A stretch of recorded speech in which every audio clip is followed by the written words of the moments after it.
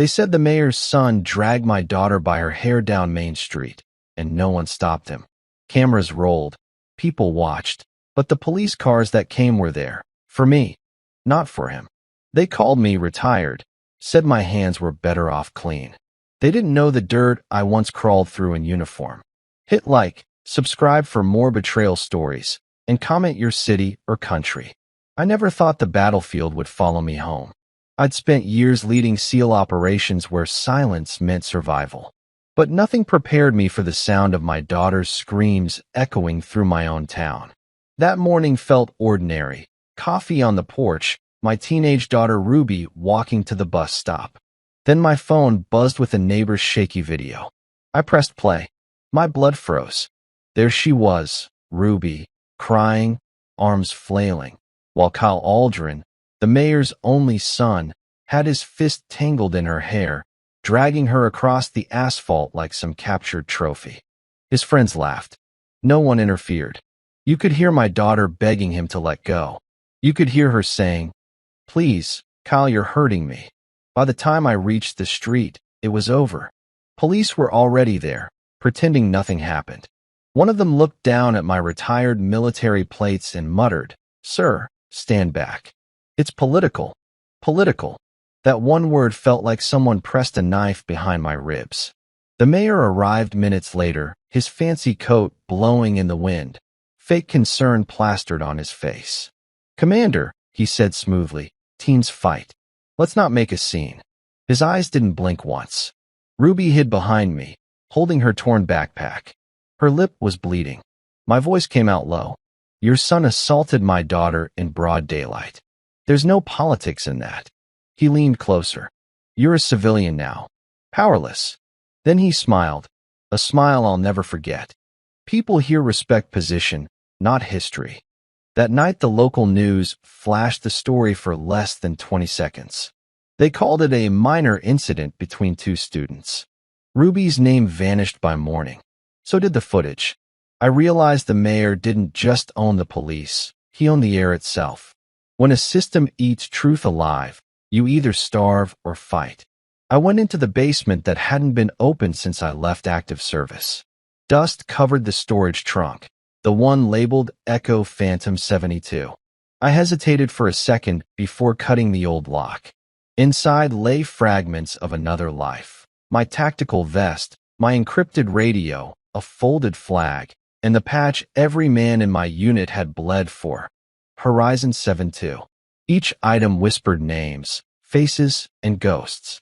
Ruby came down quietly, eyes swollen. "Are you doing something bad, Dad?" she asked. I forced a smile. "No, honey. Just remembering who I used to be." She touched my wrist. "Don't hurt anyone because of me." I wanted to promise her that. But promises mean little when justice is already dead. That night I sat alone under the porch light. The air was cold, but my mind burned. Every combat rule I ever followed returned. Observe, assess, plan, execute. Revenge wasn't the mission, balance was. I took out the encrypted satellite phone, the one that never officially existed. My thumb hovered over the single contact saved under the codename Frost. I hadn't heard that voice in 12 years. Before pressing call, I whispered to the darkness. He said I'm powerless. The line connected after 3 tones. A rough laugh came through. "Commander Ian Rowe. I told the guys someday you'd break that promise and call." I exhaled. "Frost, I need the team." Silence stretched, then the sound of a lighter flicking. "You sure? Last time we rolled out under that name, we buried 3. "I'm sure. It's personal." "You rebuilding Horizon 7 too?" he asked quietly. "It was never broken," I said. Outside, wind bent the trees, the world preparing for something it didn't yet see coming. I went back inside, kissed Ruby's forehead, and turned the photo of her late mother face down. I couldn't bear her eyes watching what I was becoming again. By dawn, I'd received 6 missed calls from unlisted numbers and 1 text that made my pulse stop. 72 ready for orders. The message had the coordinates of an abandoned airfield 2 miles outside town. The same place we'd once trained covertly before our last classified mission. I knew what it meant. Once they were back, there would be no half measures. As I loaded Ruby into the car for school, she looked out the window, silent. "Dad," she said softly, "will you make him sorry?" My hands tightened on the steering wheel. "No," I said. "I'll make him remember." Halfway to the airfield, I pulled over at the old diner off Route 6. Same leather benches, same burnt coffee smell. A man in a baseball cap sat in the corner. He looked older, beard thicker, eyes colder, but when he smiled, I saw the brother I used to fight beside. "Frost," I said. He stood and hugged me quietly. "You ready to wake the old ghosts?" "Not yet. I just need to look at them." He slid an envelope across the table. "You'll find the others coming in tonight. You say the word, Commander, and the horizon lights up again." Before I could answer, a news report flickered on the TV behind the counter. The mayor cutting a ribbon at a new youth center. Kyle beside him, grinning. The headline read, "Mayor's son honored for community support." Frost caught the reflection in my eyes and muttered, "Guess I don't need to ask who the target is." Outside the diner, rain started to fall, heavy and fast. Each drop hit the ground like a countdown. I looked toward the glowing skyline and whispered to myself, "You told me I was powerless. Let's see what powerless looks like when it's wearing a trident." As lightning flashed, the camera of life zoomed in on the cracked phone screen. One number flashing red. Team online. Horizon 7-2. The mission had just begun. The rain hadn't stopped for 2 days. Every drop hitting the hangar roof sounded like an old heartbeat I'd almost forgotten. By the time dawn smeared across the horizon, I saw the shadows of parked trucks and silhouettes stepping through fog. 72 men stood before me, my brothers. Not soldiers anymore, but husbands, fathers, worn souls carrying memories no one else could hold. They came because of one thing, loyalty. "Still can't believe you called us back," Hunter said, shoving his hands into a soaked jacket. "Last time we met, we said we'd only reunite in heaven." "Guess the world fell short," I replied. "We've got a mayor hiding crimes and a son who thinks he's untouchable. We'll remind them what accountability feels like." The men didn't cheer. SEALs don't cheer. They just nodded. Orders accepted. Inside the hangar, Victor unfolded an old satellite map over a crate. Target 1, the mayor's house. Target 2, his safe assets. Target 3, Kyle Aldrin. His pen tapped 3 red circles like thunder cracking. "We don't move till we understand their weakness." I walked closer. "The weakness is arrogance," I said. "That boy parades his power in daylight. People fear them because they've never seen anyone push back." Tristan leaned on a pillar, wiping rain off his rifle. "So, how far are we taking this, Commander?" I met his eyes. Far enough that they remember our names without ever hearing them. The next night, we split into silent teams across town. I rode with Hunter in a decoy electrical van, headlights off. The streets were quiet except for the whining hum of streetlights. We parked near the mayor's mansion hilltop. Hunter adjusted the thermal scope aimed at the gate. Security detail, 8 men. 2 patrol inside, 1 on roof. Military rhythm, not police. I nodded slowly. Private contractors. Former Vanguard men, probably retired mercs. Paid muscle. He lifted a brow. "We taught half these guys how to shoot. Could be a problem." "It's already one," I said. "Let's learn their pattern before we rearrange it." Midnight. Infiltration feeds came online one after another, digital veins glowing across our monitors. Victor patched the mayor's security grid into our server. Even now, his fingers moved like an artist's brush, calm, exact. He murmured, "Got access to 2 indoor cameras. Office C and hallway near north entrance. You're not gonna like what you see." I leaned over his shoulder as the screen flickered. Kyle Aldrin was in the living room, laughing with 2 city officials, bragging about how the commander's crying to reporters. One of them joked about hiring him a leash. Quentin muttered under his breath, permission to erase his grin permanently. I shook my head. "Not yet. We don't shoot noise into silence." We feed silence until it screams itself. Morning brought more rumors. Hospital staff talking about bribes. A police captain ordering his men to trash any complaint from my family. The system was already circling its wagons. I tried to keep Ruby away from the storm. She spent most afternoons sitting alone, drawing. Her therapist said the drawings were shadows trying to speak. I didn't tell her that sometimes shadows spoke louder than truth. That evening, I got a call from Frost. Only static for a few seconds. Then his voice came through. "Commander, we've got trouble. Felix Sloan got picked up near the waterfront. He's one of ours." My chest tightened. Picked up by who? Mayor's men. He was tailing a protection convoy and got recognized.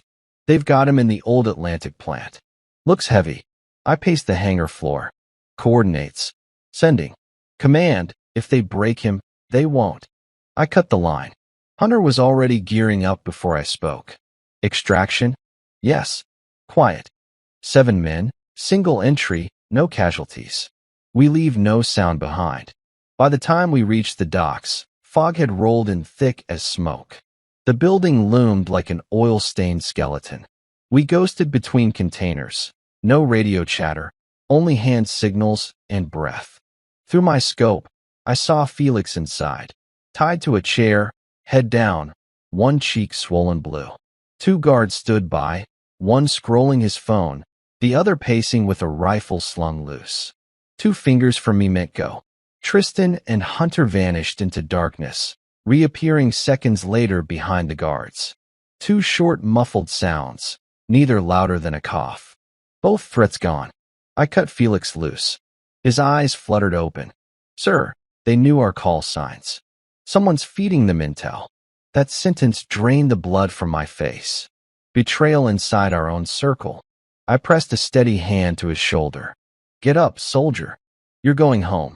We started to move when alarms exploded overhead, motion sensors flickering red like fireworks. They tripped the silent grid. Victor's voice crackled through comms. "Move, dark exit." I ordered. Flashes tore through the mist, bullets shredding barrels behind us. We darted through rain, hearts sinking with thunder. At the edge of the pier, an emergency boat waited, our planned escape route. One by one, we dove in, the wake swallowing sound. On shore, I glanced back. Armed men swarmed the plant, shouting, "Find them. Mayor wants proof they exist." Hunter spat salt water, breathing hard. "They know we're real now." I nodded. "Good. Fear's the seed of truth." Sunrise painted the sky behind smoke from the docks. Inside our hangar, silence held heavier than metal. The mission had succeeded, but suspicion had entered the walls. Victor laid new photos on the table, thermal images of the mayor's mansion basement. "You were right, Commander. Level Sub-2 has restricted power lines. It's not a wine cellar at all. It's a data vault. Probably where he keeps everything that buys his silence." Hunter stared at me, jaw tight. "You thinking what I'm thinking?" "Yeah," I said softly. "We're going inside that house." He gave a half smile. "And this time," I said, locking eyes with him, "we make noise they can't bury." The room went still but alive, the storm before precision. Outside, wind pushed open the hangar door just enough for morning light to cut across our gear, lighting the faces of men who'd come back from history itself. Tomorrow, the hunt would turn personal. The plan was simple: get eyes inside the mayor's mansion, find evidence of his secrets, and leave before the system even knew we'd been there. Nothing about executing it was simple. That night we drove 3 utility trucks disguised with the town's electric company logo through the back gate. Hunter sat beside me, wearing a fake badge and the same calm expression he used before breaching safe houses overseas. "Funny," he murmured, "how we once took down foreign warlords. Now we're rewiring courthouses." "Different playground," I said. "Same rules." Inside the property, we worked like ghosts. Victor accessed the sub-basement control line using a portable drive, uploading an automatic data siphon. Tristan and Evan ran micro cameras into the hall vents above the office wing. No loud moves. No mistakes. I kept my eyes on the library corridor where the mayor usually held closed-door meetings. Surveillance feed showed him laughing with his son. Their conversation was short but telling. "You embarrassed me, Kyle," the mayor hissed. Kyle smirked. "Relax, Dad. The media story's dead. That ex-soldier can't touch us." "He better not," the mayor said, lowering his voice. "He's got ghosts in his corner, and I'm not paying to fight phantoms again." He knew. Somehow he knew. I signaled Victor to go dark immediately. No more transmission from the interior cameras. If they traced the feed, we were burned. By midnight, we were back on the road. Hunter drove, eyes forward. He suspected something. "Yeah," I said quietly. "Someone's feeding him fragments. We find the mole before we move again." Next morning, Ruby woke to headlines about the mayor donating $1 million to rebuild the youth shelter he shut down 2 months ago. Public sympathy flooding in again. She threw the paper onto the counter. "He's pretending to be a hero now?" "Image," I said. "He's scrubbing blood with charity." Her voice shook. "You're planning something, aren't you?" I didn't answer. She stared at me. "Don't make our house another battlefield." When she left for school, the silence that stayed behind was heavier than any weapon. The same silence we used to wait in before missions, the kind where choices became scars before you even made them. Later that week, the town's annual fair set up around Main Street Park. We decided to move under crowd cover. No one suspects repair crews during festivals. While fixing the light poles near City Hall, Victor picked up an encrypted wireless signal bursting from the mayor's mansion. "Sir," he whispered through comms, "whatever's running under there isn't power. It's data streaming. High capacity, locked behind military-grade encryption." "Copy," I said. "Pull fragments, but leave no trace." That same night, Victor decoded the first clear file. It wasn't money logs or documents. It was footage. Girls. Crying, pleading. One file labeled Town Final Edit. None older than Ruby. No one spoke for a long time. I felt my hand shake for the first time in years. Hunter broke the silence. "Now it's personal for all of us." I slammed the laptop closed. "We leak nothing until we have full proof. One random release, and he buries everything." Tristan nodded. "Then we dig deeper." 2 days later, Frost called in with bad news. Local authorities think someone breached the mayor's network. He's tightening his circle. "Expect patrol vehicles checking every abandoned property by morning." "Let them come," I said. "By the time they arrive, we'll be somewhere they can't look." We shifted base to an old farm near the hill ridge. Empty barns, wide sightlines, perfect for vanishing. The night was unusually quiet, sky burning with silver clouds. Hunter adjusted my shoulder gear. "You sure about next step?" We hit him directly. We risk everything. "The risk ends when his lies stop breathing," I said. "Tomorrow we take the real proof." Before dawn, Victor finalized the insertion plan. Layered security inside the mansion. First-level human patrol, second-level facial scan. Third-level sealed steel door code linked to the mayor's watch. Break any layer wrong, system wipes itself. He smiled faintly. "We've broken harder locks." "Don't underestimate arrogance," I reminded him. That man hides a kingdom beneath his smile. At 2 a.m., we moved. 2 trucks, for men each. Minimal word exchange. Our paths lit only by infrared pulses on helmets. Entry through drainage access under the garden wall. Smell of chemicals and cold metal. Perfect reminder of war.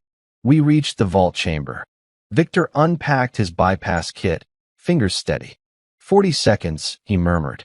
Tristan covered doorway, rifle low. I watched the sensor lights turn from red to green. Click. Door opened. Inside, rows of drives, sealed boxes labeled infrastructure projects, public safety records, and one alone on the top shelf, compromises. When I opened it, I knew the night had just changed everything. Photos of politicians, payment receipts, and evidence linking the mayor to corporate bribes and several disappearances. Enough to collapse his empire. Then I saw another file, time-stamped only 3 days ago. Inside was my photo, taken outside Ruby's school gate. Caption read, "Row investigation priority. Daughter becomes leverage." My throat went dry. Hunter whispered, "What did you find?" I held up the printed image, voice low. "They're watching her." That moment shattered every line between mission and fatherhood. Victor packed the data drives. "We've got what we need. Let's go before sunrise." We left the mansion silently the same way we came. The city slept, unaware of the storm sitting beneath its own roof. By sunrise, we were back at the farm, evidence secured. Hunter poured black coffee that smelled like burned iron. "We go public?" "Not yet," I said. "We hit him where it hurts first. One by one." Tristan frowned. "You planning to corner a politician before you kill his image?" "Exactly," I said. "He built his throne out of fear. We'll break the legs before the world sees him fall." Victor glanced at my phone. "Command, you seeing this?" I turned it over. A new text from an unknown number glowed on screen. "Nice break-in, Commander. Hope your girl makes it to class today." I looked from the phone to my man. "He knows. He's making this personal." Hunter's voice dropped to a growl. "Then we go personal too." Outside, daylight cut through the fog, falling across the American flag hanging from the barn wall. It fluttered once, then stilled, like it, too, was waiting. And I knew it. The games were over. Now it was war. The message on my phone kept flashing like a heartbeat. "Hope your girl makes it to class today." I stared at it until the words burned into my eyes. No more waiting. The mission wasn't about exposure anymore. It was survival. That afternoon, Ruby never made it home. Her school called first, saying she'd left early with a family driver. "We don't have a family driver." For 10 seconds, the room spun. Every instinct I'd buried since service came roaring back. I grabbed the comm unit. "Hunter, Victor, Tristan, code Scarlet. They've got her." Silence for 2 heartbeats. Then Hunter's voice, steel flat, "On it. We'll trace every camera feed within 3 miles." Victor's hands flew across his laptop, eyes glued to the screen. "Sir, one sedan left the campus at 2:14 p.m., plates registered to a shell company tied to the mayor's office. Destination? Coordinates lead straight to the mansion's private access road." I didn't speak. I just holstered my sidearm. Hunter caught my arm.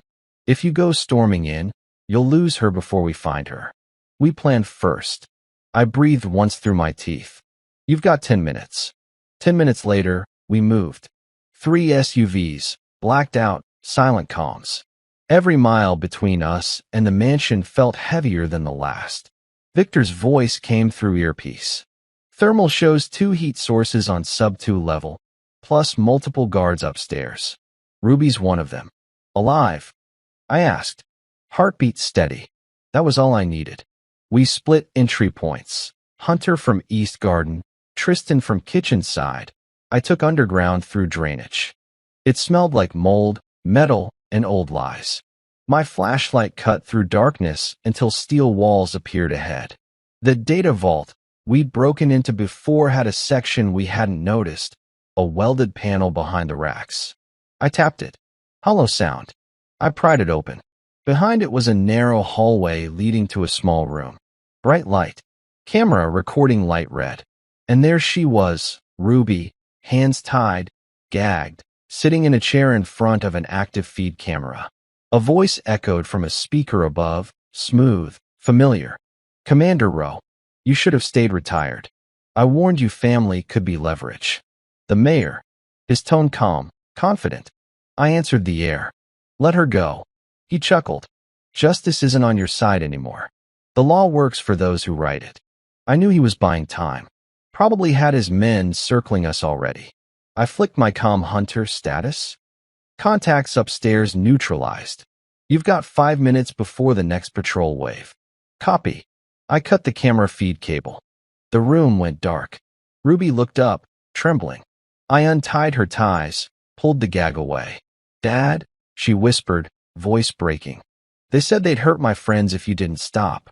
My chest tightened. "You're safe now. Keep close." We moved quickly through the hidden corridor into the storage hall. But halfway out, motion sensors blinked red. Alarms screamed through the vents. Hunter, back up now. 2 minutes. The hallway ahead filled with footsteps, armed guards flooding in. I shoved Ruby behind a crate. Stay down, no matter what. Hunter burst through the side door, silenced MP5 snapping at each corner. Precise, no wasted rounds. Tristan flanked from rear stairwell. 3 men dropped before even realizing who'd hit them. When the final shot ended, silence returned except Ruby's sobs. I knelt beside her, brushing hair from her face. You all right? She nodded. Dad, there's something else. I heard them. They said there are other girls down here. Locked in another wing. My pulse froze. Victor confirmed from comms. Infrared shows separate heat signatures east corridor. Multiple 5, maybe 6. I turned to Hunter. We don't leave without them. We breached the east corridor. Wooden doors, heavy locks. What we found stripped whatever emotion I had left. 6 girls inside separate rooms, frightened beyond words. Tristan's eyes misted. How long has this been happening under the mayor's house? Too long, I said. Hunter radioed Frost. Contact FBI liaison. We need extraction units and witness protection. Quiet. Frost's reply cut through static. Copy. 15 minutes out. Keep them safe. We gathered the girls in the main hall, wrapping blankets from storage around them. Ruby stayed close to me, silent but stronger now. Then Victor spoke from his laptop. Command, you need to hear this. Internal feed just picked up movement in the mayor's office. He's leaving, escorted by his son. Headed to private airstrip 20 minutes away. Perfect. He thought he could run. I looked at Hunter. He doesn't leave this county. Hunter's grin was grim. Roger that. We moved the rescued girls out through underground exit C, leading them to Frost's team vehicles waiting by the forest line. As the last then left, Ruby hugged me tight. Dad, you're not coming? Not yet. I have one last conversation. She shook her head, tears streaking her dirt-stained face. Please, just come with us. I will. Once honesty has a name again. Her fingers slipped from mine as the van doors closed. Watching that van disappear through fog felt like watching innocence leave the earth again, but this time, I promised myself it wouldn't end in silence. We turned back toward the vehicles. 50 yards away, the estate camera network blinked online again, auto backup. Everything we did, recorded. Exactly what we needed for evidence. Victor handed me a small hard drive. All the footage, vault, girls, everything. Once public, he's finished. Hunter sighed. And we disappear, I said. Ghosts don't testify. We climbed into the trucks, engines growling beneath the growing wind. As we pulled away, red emergency lights danced behind us across the mansion's shattered windows. For the first time that night, I allowed myself one thought. It was far from over. The mayor would retaliate. And when he did, I'd be ready not as Commander Rowe, but as a father who finally remembered who he was. In the distance, police sirens approached the estate, late as always. I watched their lights disappear in my mirror and whispered, "Bury me if you can, Mr. Mayor, but I won't go quietly." The night after the rescue, the air smelled like rust and rain. We'd freed the girls, but peace never follows a seal. I watched lightning bruise the sky through the barn window and waited for the next hit. It always comes. Victor sat across from me, tearing open an MRE pack, eyes glued to his screen. "Commander," he said quietly, "the mayor's media team's already spinning the story. They're claiming those girls were victims of human traffickers and the mayor funded their rescue. Our operation never existed publicly." My chest went tight. He turned reality inside out overnight. Hunter slammed a wrench against the workbench. That coward owns everything. The press, law, judges. We hand him evidence straight to heaven, hill by another angel. I looked up from the table. Then we stopped buying silence. Tristan leaned forward. "You planning to leak it?" "Not yet," I said. "We hit a harder target first, his son. If Kyle breaks, the mayor crumbles with him. At dawn, the county patrol found 6 guards unconscious on the estate floor. They blamed drug theft gone wrong. Not a single headline mentioned the girls who vanished for safety under FBI custody. But the message had spread. Horizon 7-2 was real. By afternoon, dark SUVs started prowling near the farm. Hunter spotted the first one through his scope. Tinted windows, slow movement, same route twice. "We've been burned," he said. Victor switched off all signal devices.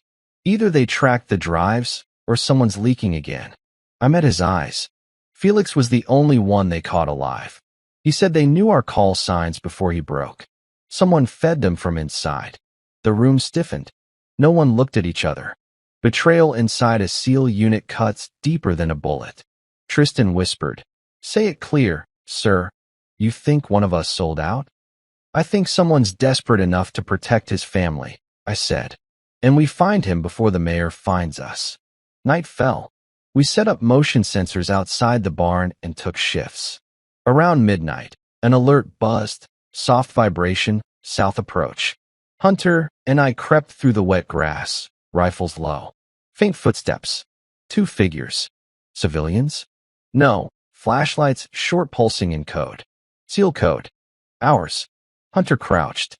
That's Victor's pattern. We froze as the beams flicked again. This time, wrong sequence. 2 fast, 1 short. Signal for compromised. Then a crack split the darkness. Gunfire. Hunter shouted, "Down!" Bullets sliced through the barn wall, splinters flying. We rolled behind the truck wheels, returning bursts. Shadows moved fast along the tree line. 6, full tactical gear. I hissed into comms. "Tristan, window flank." No reply. Just more gunfire. Victor burst out from the side door. They jammed comms. "EMP pulses, old Navy tech. Who taught them that?" Hunter barked. "Us," I said quietly. It lasted less than 5 minutes. Quick entry, precision fire. They didn't want bodies. They wanted the drives. When the last shot stopped, the intruders were gone.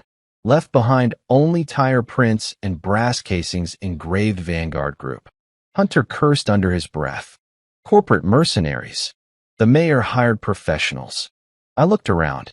"Where's Tristan?" We found him half-conscious behind the truck, shoulder bleeding. His voice broke. I warned them we'd retaliate. Tried to scare him off. They tracked the signal through me. Hunter snapped. "What did you do?" "I used my old army login to intercept their funds. They traced it back." Victor's hands shook. "So they followed you here, Tristan." He lowered his head, shame pouring from every breath. "I thought I could help. I'm sorry." I stared at him a long time. Years of trust, brotherhood, reduced to a mistake born from desperation. "Patch him up," I said quietly. "We still have work." We spent the next 48 hours buried in silence, 0 light, low heat. We'd lost our safe house, half our network, and the FBI contacts had gone silent after the story twist. Someone at federal level had taken a payoff. That much was obvious. Victor finally broke the silence. "Commander, the data we stole, all drives have secondary keys. Hidden metadata shows live backup on remote servers. If we find those, we expose everything. Location: encrypted coordinates point toward the mayor's offshore legal office in Miami." Hunter exhaled.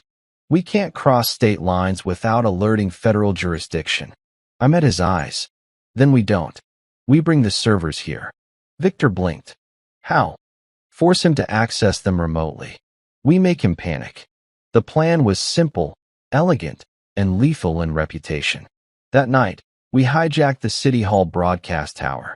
Victor embedded a worm into the mayor's closed network, cycling random images from his own vault onto his private monitor. One still frame from the mansion basement, then blank. A slow reminder. Within hours, he released an emergency statement to press. Anonymous hackers targeting my office with fabricated files. Exactly what we wanted, panic publicly visible. Hunter smiled thin. He's sweating.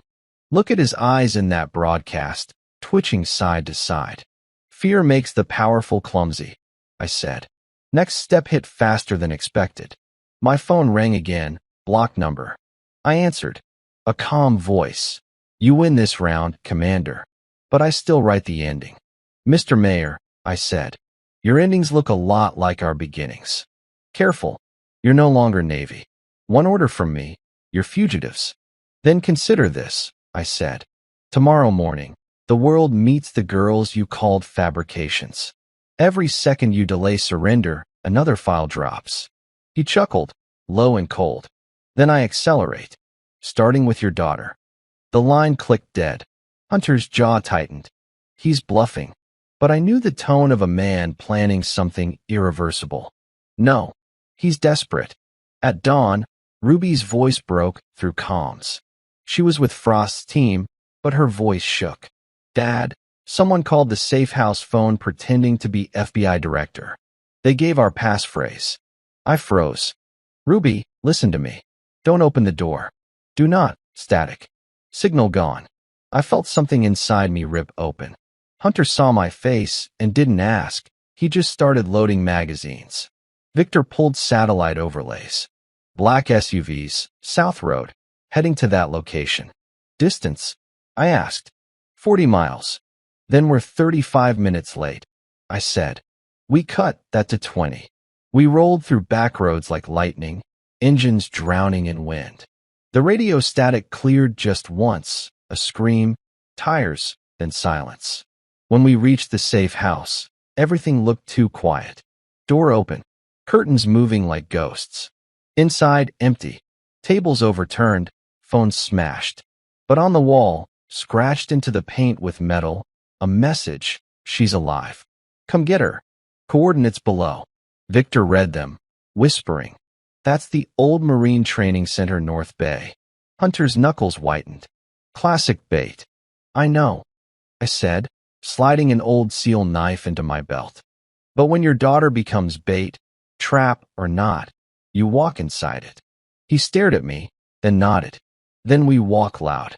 Night fell again as we neared the compound. Abandoned barracks turned private property. Floodlights cut across broken runways.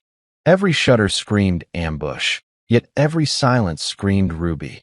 I crouched behind cover, whispering across comms. Positions 1 through 6, confirm. Hunter, in. Victor, ready. Tristan, on perimeter. Motion sensors hot. I breathe deep. Move. The screen fades here on the cliff edge of breath.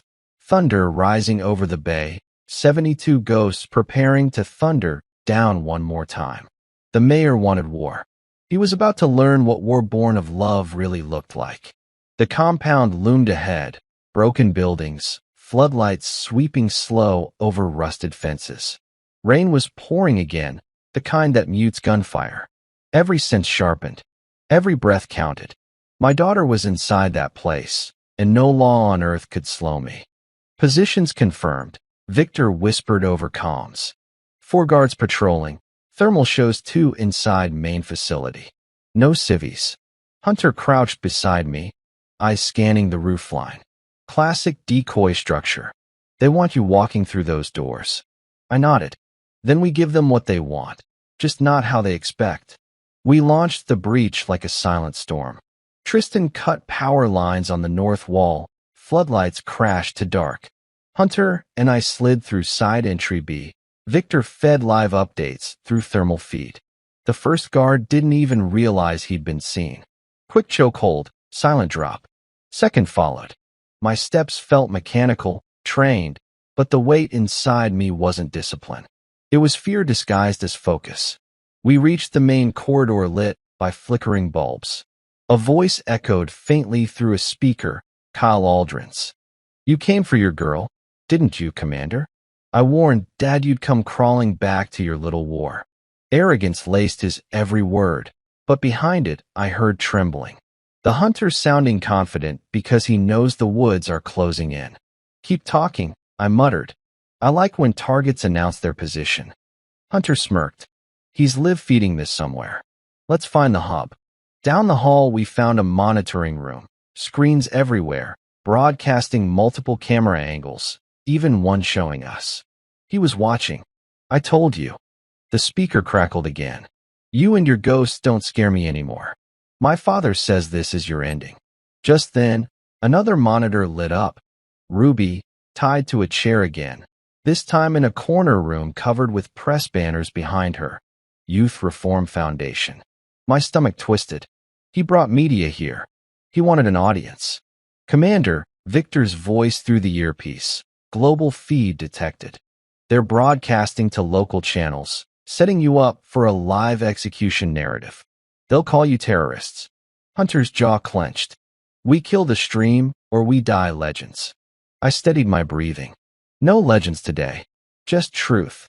We moved fast, down a hall, up a metal staircase, to a reinforcement door where 2 guards stood ahead. Silent takedown, clean, efficient. Inside the upper room sat Kyle at a console, live mic strapped to his collar, smirking as if this were another game. Well, look at that, he said, lowering his pistol onto the desk. The ghost himself. Where's Ruby? I asked. He pointed lazily toward the adjoining room. She's fine for now. If you shoot me, the feed keeps running. Whole world sees you murder a kid. Hunter circled behind him, stepping silent as breath. Kyle kept talking, drunk on his own script. You're finished, Commander. You can't win a war against power. Hunter's arm locked around his neck before he could finish. His pistol clattered to the floor. Seconds later, he was out cold. Feed control. I asked Victor. Broken, Victor replied. Transmission ended mid-sentence. You're off air. Good, I said. Let's finish this. Ruby sat in the next room, alive, eyes red but defiant. She looked at me and whispered, They wanted to make you the villain on TV. I crouched beside her, untied her wrists. They never understood. Villains don't bother saving anyone. Dad, what now? Now we let them dig their own graves. Victor inserted a drive into Kyle's system, rerouting every saved video file to multiple global servers. Within minutes, the files from the mansion, the vault, and the compound synced and uploaded publicly. Every news channel that tried to smear us would soon air the truth themselves. At sunrise, social media exploded. Anonymous sources released files exposing years of corruption, abuse, money laundering, everything tied directly to Mayor Aldrin. Major networks confirmed, naming Kyle and his father in criminal investigations. Hunter poured black coffee while we listened to the chaos unfold on local radio. You actually did it, Commander, he said quietly. Truth's louder than bullets. I stared out at the dawn through the cracked window. Not loud enough. He'll fight back before this day ends. And he did. By noon, government briefings labeled the evidence foreign interference, brushing off accountability. Local law ignored warrants. The mayor called the leaks fabricated cyberterrorism. Then an explosion ripped 3 miles south, a federal prosecutor's office leveled to ash. The same woman who promised protection for the girls, Lila, was gone. Ruby dropped her mug. No, she was with us. I gripped her shoulder to steady her. They're erasing evidence, physically now. Hunter kicked the table. He's proving he's still the state around here. Victor's voice cracked, angry for the first time. Commander, we can't outshoot a government that refuses to see truth. We don't outshoot, I said. We outlast. Hours later, the mayor held a televised address. His face painted with practiced concern, his hand resting on his son's shoulder as if nothing had ever happened. He called us dangerous radicals. Ruby watched the screen and whispered, How can people believe him? Because fear's easier than truth, I said. That made my decision simple. Victor, I said, schedule broadcast 2,000 hours. Our truth, unedited footage, every time-stamped file. Use global servers, public mirror sites. They can't kill all of it. He nodded, already typing. Hunter turned toward me. You're painting a target on your back bigger than before. I looked at Ruby, then back at him. Let them aim. I'm done hiding behind duty. We relocated headquarters that night, an empty mountain lodge belonging to an old veteran friend. Quiet, cold, defensible. While Victor prepped the release, Ruby sat by the fireplace writing on a scrap journal page. I asked what she was doing. Making sure people remember us right, she said. Because they'll twist it again tomorrow. I whispered, they can twist stories. They can't twist scars. Scars tell themselves. At 8 p.m. sharp, the broadcast went live. Videos rolled raw. The vault, the rescued girls, Kyle confession caught midstream. Even the mayor ordering containment. It flooded everywhere. News, dark web, even foreign outlets. Victor's laptop pinged. 500,000 views in 10 minutes, Commander. Then the mayor vanished from public sight. 2 hours later, headlights appeared on the empty road outside the lodge. Hunter aimed night scope. Single convoy. Official plates. Looks government. Within seconds, loudspeakers echoed through the valley. Commander Rowe, step outside. You are under arrest for violation of state security laws. Ruby froze. Dad, it's all right, I said softly, loading one last magazine. They'll come thinking I'll surrender. I'll make sure the real criminals walk out instead. Hunter stared at me. You can't go head on against them. I won't, I said. I'll vanish before they ever see me. But first, they'll find the mayor's sins stuffed in their own command center. Victor's eyes widened. You embedded the files in their internal servers? I nodded. By the time they drag me out, their own network will confess. He grinned. That's cold, Commander. Justice usually is. Outside, spotlights consumed the lodge, agents shouting. I stepped into the light slowly, empty-handed, raising my palms high. I'm not your enemy, I said loud enough to carry over the valley. I just reminded your nation who the real ones are. As they cuffed me, I looked past them down the hill. A convoy just like theirs raced away toward the capital, driven by Hunter and Victor, Ruby in the back seat, servers secured in crates. They were gone before anyone realized it wasn't me inside. I smiled once quietly. Powerless, huh? The night closed over the mountain in rolling thunder. The handcuffs were cold, wet steel cutting into my wrists as they shoved me inside a transport van. Rain hammered against the roof, each drop counting the seconds I had left before my story got rewritten again. The doors slammed, and darkness swallowed everything but the hum of the engine. Across from me sat a man in a dark suit, badge clipped on his belt. Commander Ian Rowe, he said flatly. You've sparked a national incident. People are calling you a terrorist. I looked up, rainwater dripping from my hair. Then you know what they call a man who shelters criminals. He didn't answer. Instead, he pulled a file from his briefcase and slid it across the metal floor toward me. Half the pages were my team's photos, Hunter, Victor, Tristan. The last page stopped my breath. Ruby, marked witness compromised. Where did you get this?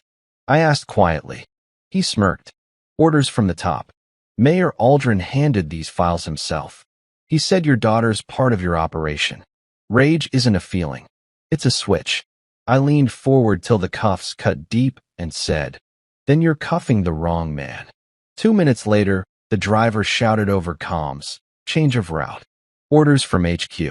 The agent frowned, tapping his earpiece. Static. Then, all at once, the van jerked to a halt. Tires screeched. Boom. The front windshield shattered inward. Smoke filled the van. The agent fell sideways, dazed. A sharp metallic click followed, and the van door swung open to a figure silhouetted by headlights. Thought you could ride without us. Hunter grinned, rifle slung, rain dripping off his cap. You're insane, I coughed. Yeah, he said, unlocking my cuffs. But we're kind of insane. Victor pulled me out. We intercepted their convoy signal, easy to trace. I grabbed the fallen dossier. The girl's file. They're going after Ruby again. Hunter's eyes darkened. Then the mayor must still have one bullet left. We'll take it out of his chamber, I said. By dawn, we regrouped in a remote warehouse outside state lines. Victor had reconnected satellite access through a patched military feed.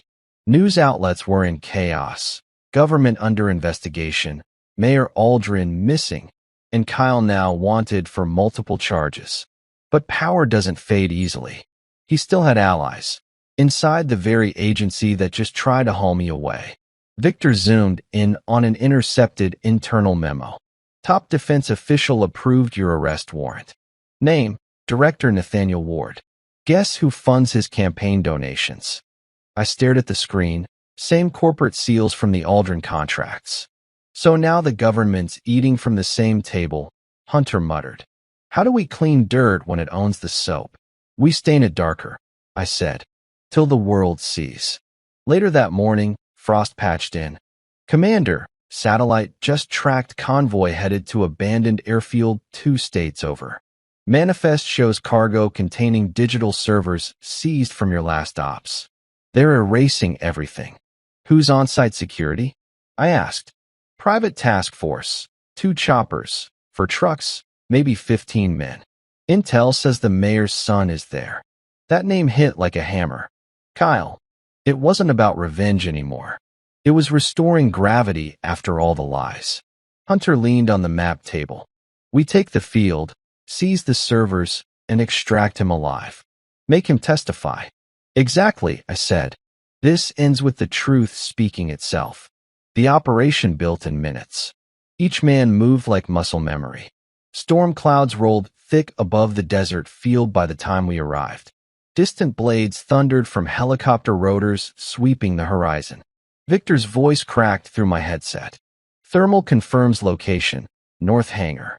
2 guards exterior. Movement inside. We advanced low, wind tearing against our suits.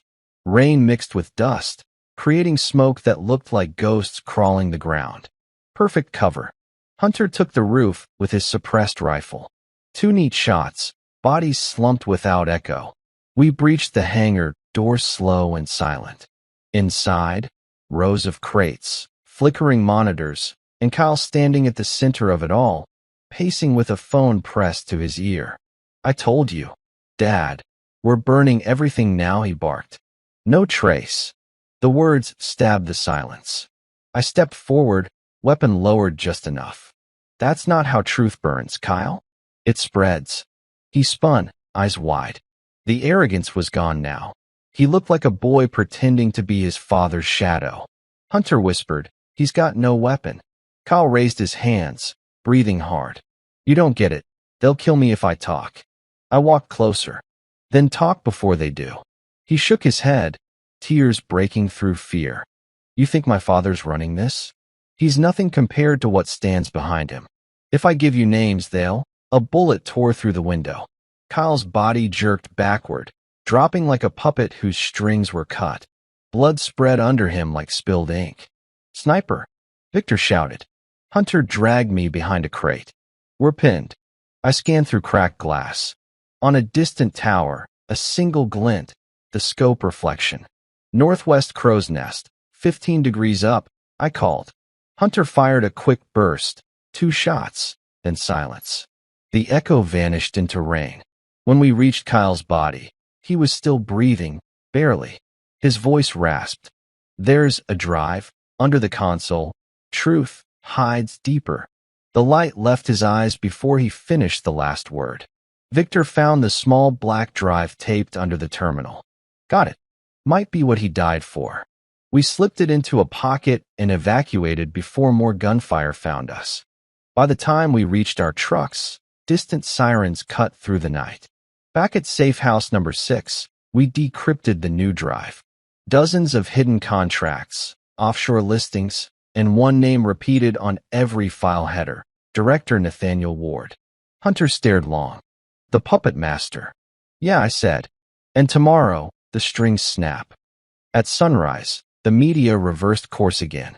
Headlines screamed, Mayor Aldrin under federal arrest. Linked to senatorial corruption network. Cameras showed him in handcuffs, shouting innocence, blaming fake evidence.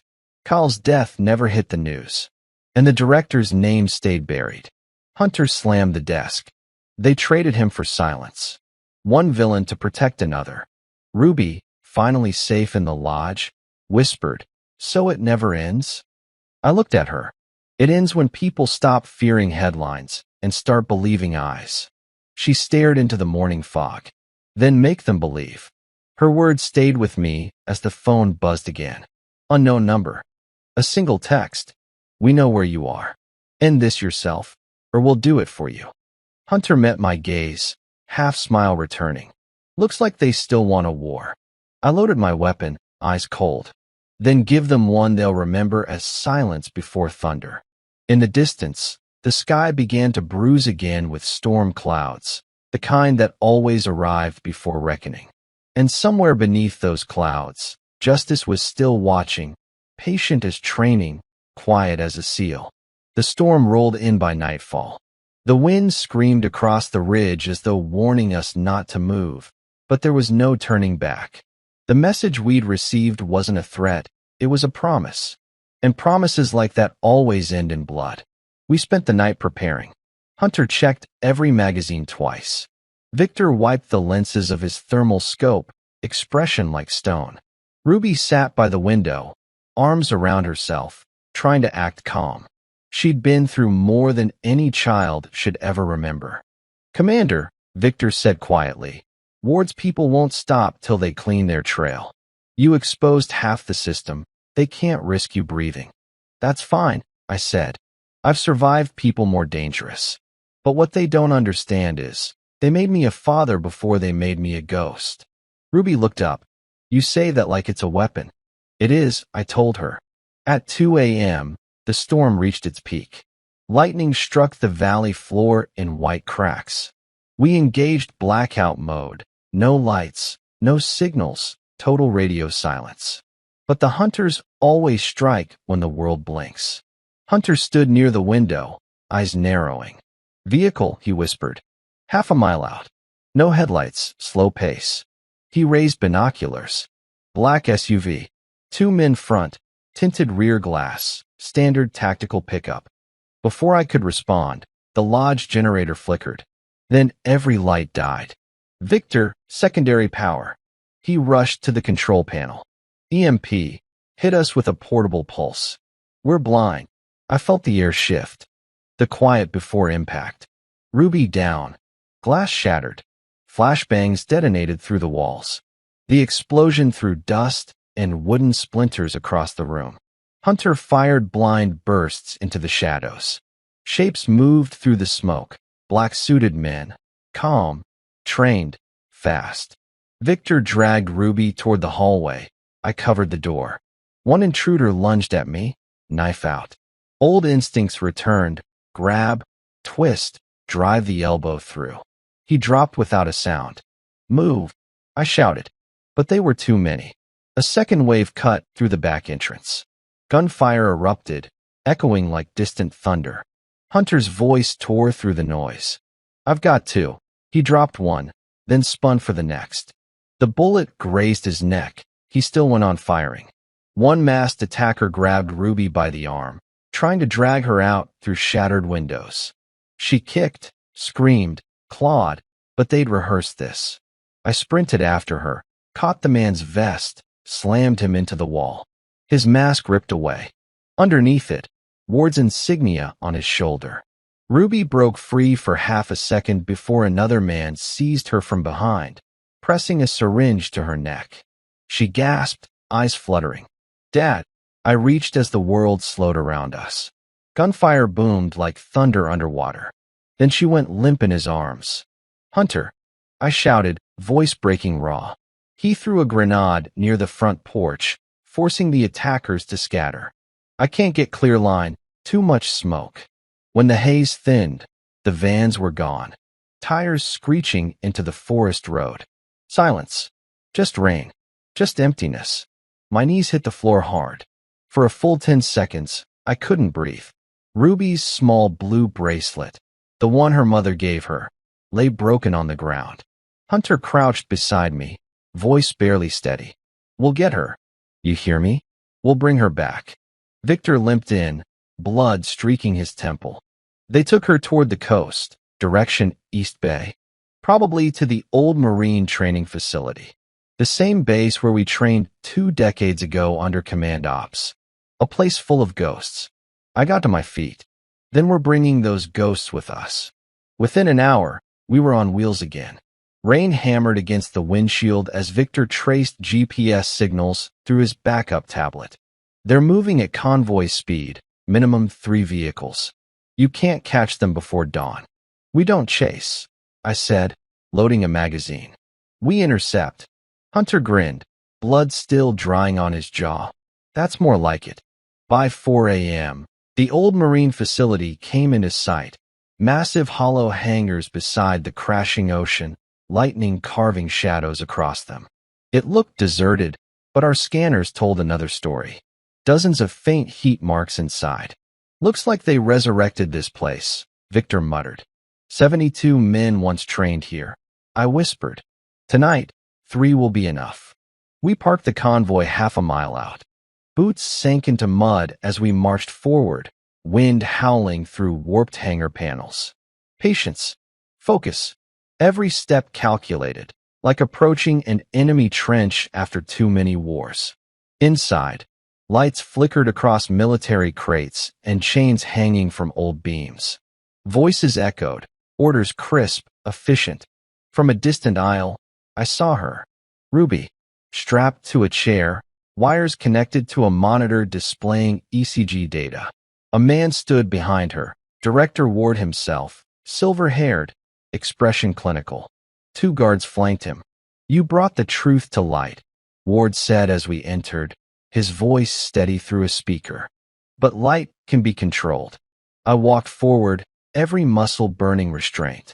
You made the mistake of thinking control equals power. He smiled faintly. Power's perception, Commander. And perception is exactly what I command. Then command this, Hunter said, firing once. Clean, swift, taking out the guards with surgical precision. Ward didn't flinch. Even if you kill me, people will never believe you. You've already been labeled the villain. I stepped closer, unarmed now, rain dripping onto cracked concrete. Then I'll stop speaking, and let your own files speak instead. He frowned. What files? Victor held up a portable drive. Kyle's dying confession uploaded to every live network in the state. By now, half your world's watching. For the first time, fear touched Ward's eyes. I whispered, smile for the cameras, Director, the same ones you used to bury people. He moved to grab Ruby, as if she were a shield. But she didn't freeze this time. She bit hard into his hand and kicked the chair backward. That single second was all I needed. Hunter shot once, clean to the shoulder. Ward collapsed, weapon skidding across concrete. I rushed forward, cut Ruby's restraints. She fell into my arms, shaking. I told you we'd come, I whispered. Through tears, she breathed. You took long enough. Sirens grew louder outside. FBI, Army units mixed. For once, they weren't ours or his. They were the world's eyes now watching the same live translation of truth broadcast through every screen. Ward's voice rasped from the ground. You think this ends with me? I looked down at the man gasping against blood and rain. No, it ends when men like you stop believing they're gods. By sunrise, police filled the compound. The raid went public before we even stepped out. Reporters broadcast live footage of the facility, evidence bags, trafficked victims identified, corruption trails linking half the country's elite. Ruby stood against the dawn, wrapped in a blanket, staring at the ocean beyond the cliff. The waves gleamed red in sunrise light, like the sea itself was closing old wounds. Hunter patted my shoulder softly. Guess ghosts can still save the living. Victor smiled wearily. Does this mean we finally rest, Commander? I looked at Ruby laughing quietly through exhausted tears and said, not rest. Just breathe. As helicopters lifted Ward and his men away, Ruby slipped her small hand into mine. Are you done being a soldier now? She asked softly. I looked out at the churning sea. No, I'm done being silent. Hunter gave a low whistle as the sun broke through drifting clouds. That's one ending they can't rewrite. And for the first time since it all began, the world didn't feel like a battlefield. It felt like it might heal. The sun rose slow over the coastline, light slicing through the mist that clung to the cliffs. The night before had felt endless, 100 storms folded into one battle. But dawn came anyway, like it always does for survivors. Ward was in custody. Cameras rolled. The nation that had called us terrorists now called us heroes. Still, I couldn't let myself believe in happy endings. In the world I knew, peace was just the silence between two wars. Hunter stood beside me, mug of coffee steaming in his hand. Feels weird, he said. Winning. I half smiled. We didn't win. We just stopped losing for a moment. Ruby stepped out of the medical van, bruised but standing tall, bandage around her arm. She walked up, eyes brave. They said I should rest, she said. I looked at her and shook my head softly. They're right. Sleep. I can't, she whispered. Not until this whole thing's buried. They'll come again, she was right. Men like Ward never act alone. Somewhere behind him, others were shaking hands over breakfast, already writing new cover stories. Later that day, we met with federal agents in a temporary command tent pitched outside the facility ruins. Reporters swarmed beyond the perimeter. Directors' office lights blinked on the monitors, officials demanding statements for damage control. One agent handed me a document marked Temporary Immunity Agreement. It recognized Horizon 7-2 as operatives acting under citizen defense. Legal safety, on paper at least. Hunter raised an eyebrow. 12 years running dark, and suddenly we're legitimate. Victor chuckled quietly. Guess that's what truth does? It rewrites definitions. I signed it, more out of irony than belief. Paper doesn't clean blood. It simply records which hands held the pen. Around noon, the press conference began. Cameras pointed at me like gun barrels. I never liked microphones. They remind me too much of orders. But this time, words mattered. I stepped up, sun glinting off the ocean behind me. My name is Commander Ian Rowe, I said. 12 years ago, I led 72 men who swore to protect this flag. Not for politics, not for pay, but because someone had to. Last week, those same men reminded the world what happens when silence is mistaken for weakness. Faces leaned in close. Reporters scribbled. We didn't fight for revenge, I continued. We fought for one small girl who never stopped believing justice was possible. Because the moment a father stops fighting for his child, the world loses its soul. I glanced toward Ruby standing by Hunter, head low but smile fragile and real. This chapter isn't about heroes, I said finally. It's about humanity. And it's over. The entire scene went still. No applause, just quiet. The kind of quiet that means people were actually listening. That night, when the noise faded and the crowds were gone, Hunter, Victor, and I gathered at the old lighthouse above the bay. 3 folding chairs, 1 campfire, empty sky. We stared at the stars, the way soldiers always do when there's nothing left to aim at. Victor exhaled. So what now? We become legends no one wants to mention. Hunter grinned. Legends don't retire. They vanish. Maybe, I said. But before we vanish, I have one last thing to do. They looked over as I pulled out Ward's confiscated phone from my pocket. Buried in this are the rest of his contact chains, the ones still breathing. We feed it to international agencies. Let the echoes finish the war. Victor nodded. Quiet justice. Exactly, I said. At midnight, heavy winds swept off the sea. Ruby walked up to join us, wrapped in her mother's old jacket. I remember Mom taking me up here once, she said softly. Said the ocean listens when people don't. I looked at her, eyes tired but proud. She was right. She placed the broken bracelet, the one I'd found on the floor of the lodge, on my palm. Keep this one now. I've got new ones. The gesture nearly broke me.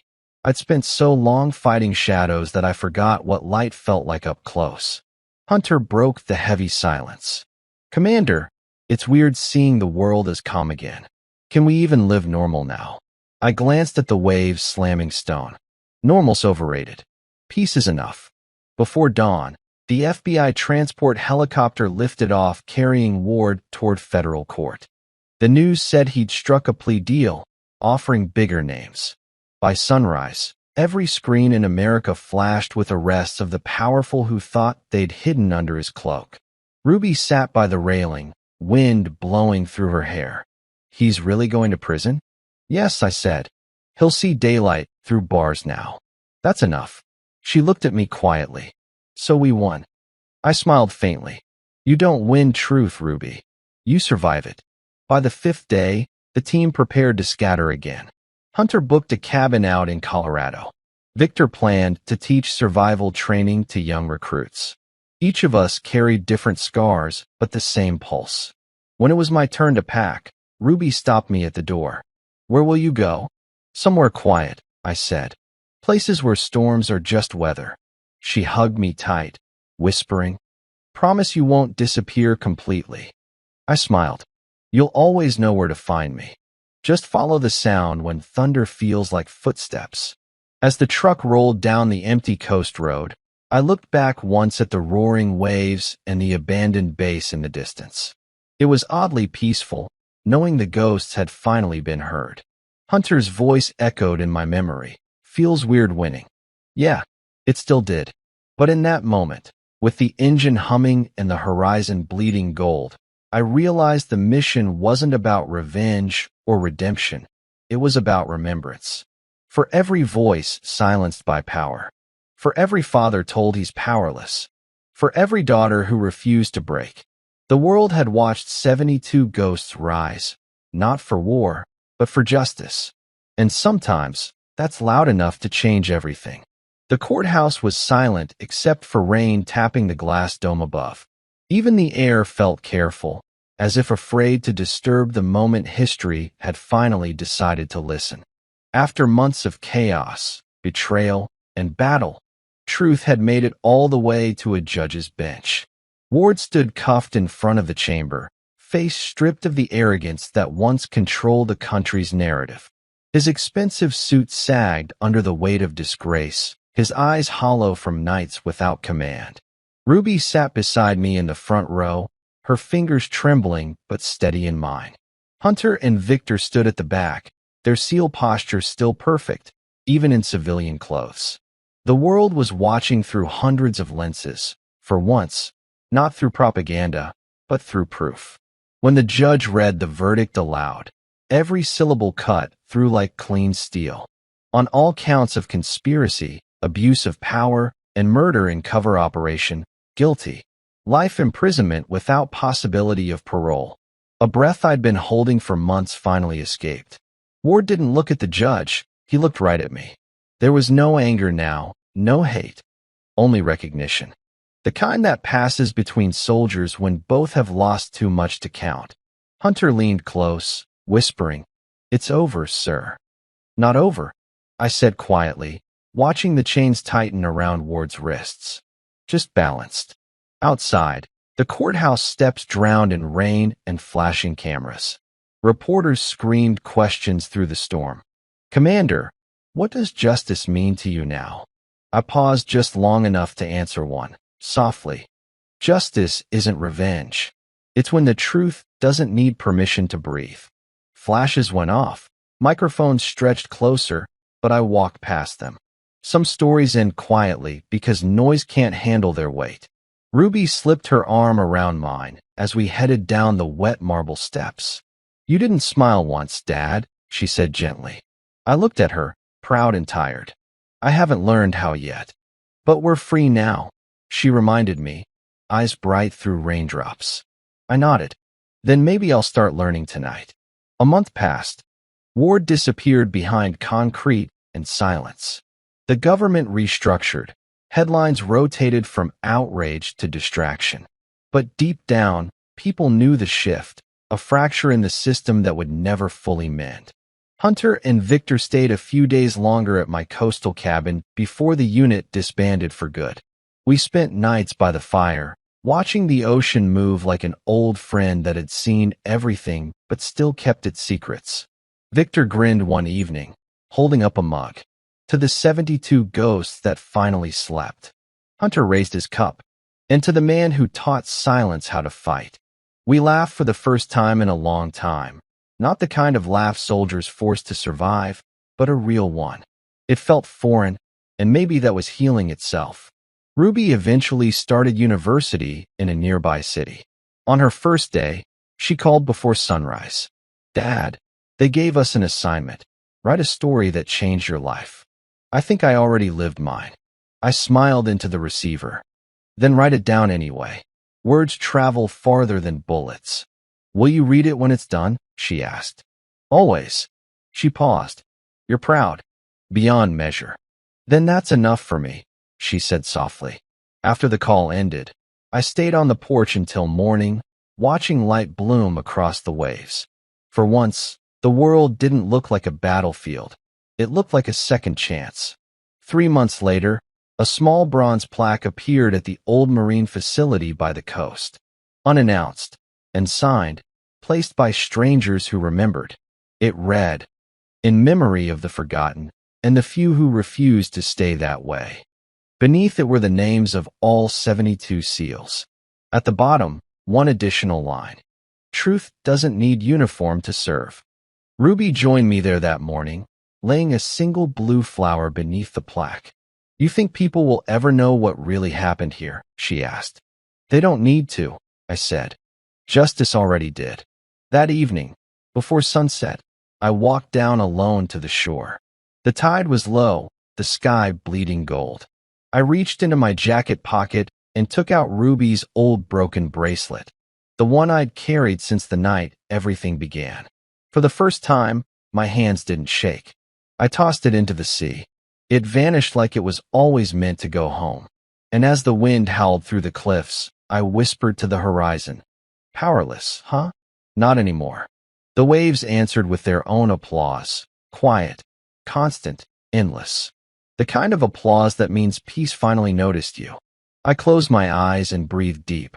Finally, the soldier could rest. Not in silence, in peace. Before we fade to black, I want to speak directly to you, the one who's been here from the first second till this one. Which parts of this story touched you the most? What kind of stories do you love hearing? Shattered betrayals, family revenge, deep emotional journeys, or quiet justice like this one? Tell me in the comments what you want next, because the next story I write will be for you. And if you felt something, even for a moment, take a second to like this video, subscribe to join our growing listener family, and share it with someone who still believes the heart can fight back without hate. We'll meet again in another epic, emotional revenge thriller, something new, something unforgettable.